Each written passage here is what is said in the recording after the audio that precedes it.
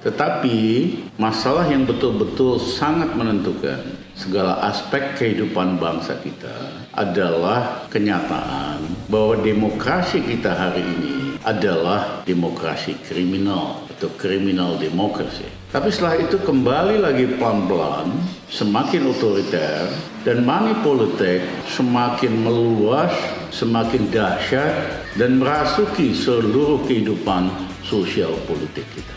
Kenapa? Sederhana, mau jadi bupati perlu nyewa partai yang ongkosnya 20-60 miliar. Mau jadi gubernur perlu nyewa partai biayanya 100-300 miliar. Mau jadi presiden sewa partai perlu 1,5 triliun.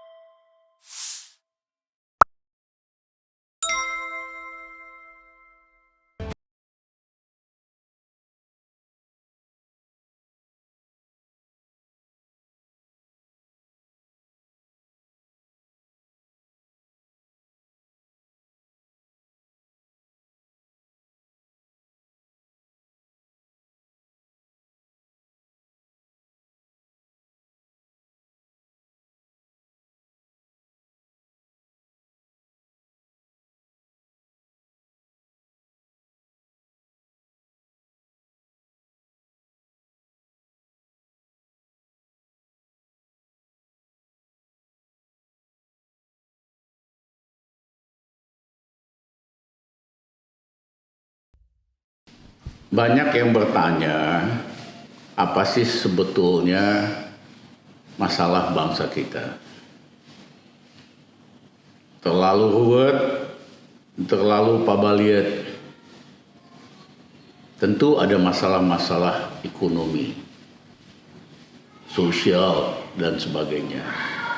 Tetapi masalah yang betul-betul sangat menentukan segala aspek kehidupan bangsa kita adalah kenyataan bahwa demokrasi kita hari ini adalah demokrasi kriminal atau criminal democracy. Setelah kejatuhan Pak Harto, kita dan semua kawan-kawan memperjuangkan supaya sistem otoriter berubah menjadi demokratis dan bahwa KKN seminimum mungkin.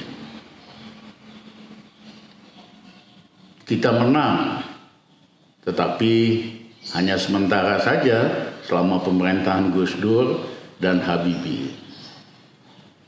Tapi setelah itu kembali lagi pelan-pelan, semakin otoriter dan money politik semakin meluas, semakin dahsyat dan merasuki seluruh kehidupan sosial politik kita. Kenapa? Sederhana, mau jadi bupati perlu nyewa partai yang ongkosnya 20-60 miliar. Mau jadi gubernur perlu nyewa partai biayanya 100-300 miliar. Mau jadi presiden sewa partai perlu 1,5 triliun. Inilah apa yang disebut atau akibat dari sistem threshold atau ambang batas, karena semua calon di semua level diwajibkan untuk memiliki dukungan 20% suara. Itu artinya dukungan dari 2-3 partai. Sistem ini sebetulnya sangat manipulatif karena penentuan siapa yang boleh jadi calon bupati, gubernur atau presiden ditentukan oleh partai-partai. Padahal esensi demokrasi bukan demikian. Penentuan calon ditentukan oleh rakyat. Kok mesti ada partai yang membatasi rakyat memilih pemimpin yang bagus? Dan yang kedua, saya betul-betul tidak mengerti Karena money politik ini, demokrasi kriminal ini dilegalisasi oleh Mahkamah Konstitusi. Padahal di Undang-Undang Dasar 45 maupun yang sudah amandemen tidak ada pasal yang mengatur soal threshold. Ini hanya ngada-ngada aja nih Mahkamah Konstitusi.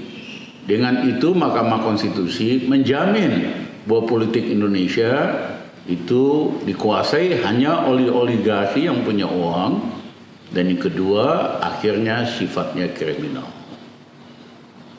Karena kebanyakan calon ini tidak punya uang, oleh karenanya perlu bandar atau cukong yang membayar sewa kepada partai-partai, menyewa perusahaan polling untuk menaikkan nama kandidat, perusahaan survei, dan sebagainya. Jadi begitu calon itu terpilih sebagai bupati, gubernur, bahkan presiden, pengaruh daripada bandar-bandar cukong-cukong sangat kuat.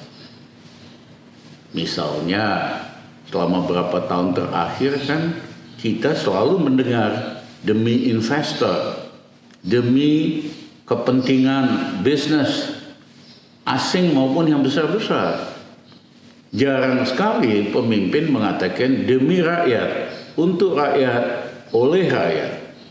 Tapi selalu menggunakan untuk ekonomi yang lebih bagus dan sebagainya, perlu ya kan investor yang besar yang diberikan kemudahan-kemudahan, diberikan pembebasan pajak 20 tahun, dikurangi royaltinya, dikurangi pajak dan kewajibannya, sementara rakyat terus-menerus dibebani dengan berbagai macam pungutan, pajak, dan kenaikan harga listrik dan sebagainya. Saudara-saudara, sudah waktunya kita ubah demokrasi kriminal ini menjadi demokrasi yang bersih dan amanah. Itulah satu-satunya jalan agar para pejabat yang terpilih setelah terpilih jadi presiden, gubernur atau bupati sungguh-sungguh bekerja untuk rakyat. Bukan untuk bayar bandar, bukan untuk kepentingan yang besar-besar saja. Saudara-saudara, kita harus rombak sistem ini, bongkar sistem ini, karena inilah yang menghasilkan kualitas pemimpin KW2, KW3, bahkan KW4 di segala level.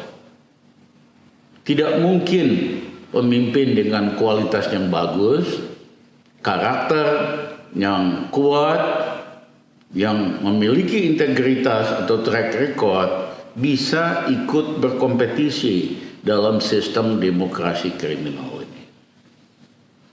Saudara-saudara, waktunya telah tiba. Mari kita bukakan mata rakyat kita, karena sistem threshold ini adalah basis dari politik uang yang dahsyat dari demokrasi kriminal di Indonesia. Saya senang Ketua DPD Pak Lanyala mengambil inisiatif supaya DPD ya kan memperjuangkan threshold ini terbuka. Saya juga terima kasih kepada Pak Refli yang jadi lawyer kita di Mahkamah Konstitusi, kawan-kawan lain, Rocky dan sebagainya, yang kepengen Indonesia berubah. Masa sih kita begini-begini terus, makin lama makin anjlok, makin lama makin ketinggalan, makin otoriter. Kita harus ubah. Karena kalau kita ubah demokrasinya dari kriminal jadi amanah, jadi bersih, maka demokrasi akan bekerja untuk keadilan dan kesejahteraan rakyat.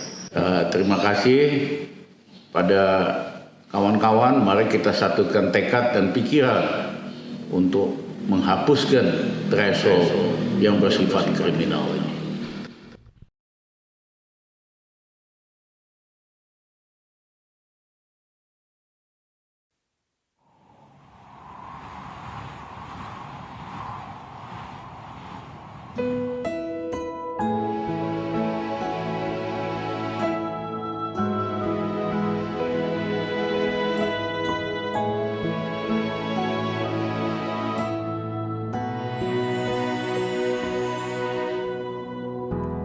Ketika matahari hanya di atas kepala, panas melelehkan padang yang luas, tak ada naungan, tapi Engkau pemimpin adil. Tuhan memberi kabar gembira.